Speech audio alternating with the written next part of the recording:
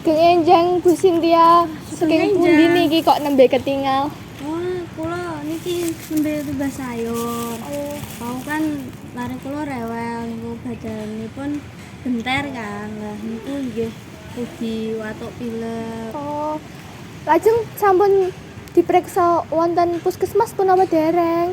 Dereng niku kan larene mboten turun kan. Lah niku nanging sampun kula sukani obat warung niku. Oh, nggih mugi-mugi enggal saras, enggal sehat. Nggih, amin. Lah jenengan niku saking pundi kok napa badhetipun pundi kok sak niku rapi sanget? Kula wau saking Dinas Kesehatan niki, Bu. Lah, wonten apa? Wonten sosialisasi kesehatan amargi Covid sakniki ten Semarang inggil malih. Aduh Gusti lah niku terus pripun, Bu? Nah, bayani mboten? Lho wonten apa to Bu Ibu kok Bu Cynthia ketinggalan kuwatir ngoten? Niki lho Bu mangga kan nembe Saking Dinas Kesehatan. Nggih. Nggih.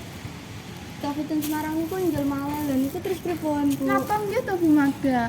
Mungkin namung hoax mawon sakniki niku kathah pawartos ingkang boten jelas sumberipun. Lah niku pripun, Bu?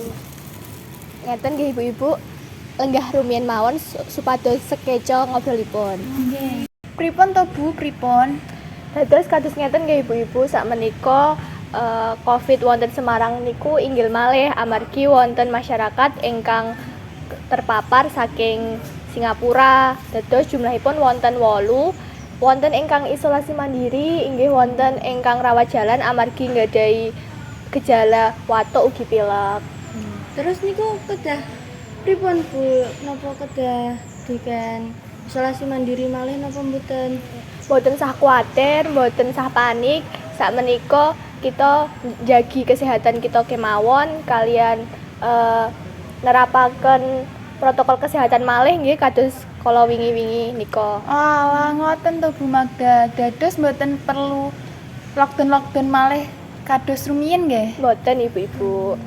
Oh, nggih pun kula badhe pamit riyen ya. Niki kan kula wau sanjange badhe tumbas sayur mawon, mangke lare kula tambah rewel kan.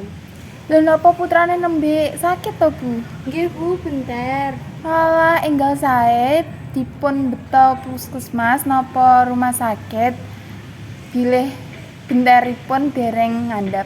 Yo nggih mangke nggih kula badhe betoten puskesmas. Monggo pun monggo. Alah nggih monggo. Nggih. Nggih.